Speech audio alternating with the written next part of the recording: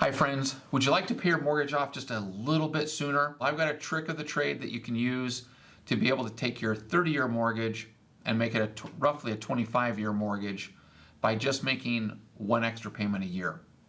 Let me walk you through. Now, we did a total cost analysis here with a purchase price of $500, a loan amount of $400,000.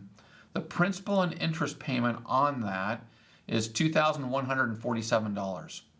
We took $2,147, divided up by 12 monthly payments, and that would be $179 a month. If you take an extra $179 a month and put that towards your mortgage payment every single month, then you will pay your mortgage off in 25.33 years, saving a considerable amount of money on the mortgage. In fact, that saves you roughly $125,000 over the life of the loan by making just one extra payment per year, which would be breaking your payment down into 12 increments and just making an extra $179 a month on payment on a $400,000 loan at a 5% interest rate.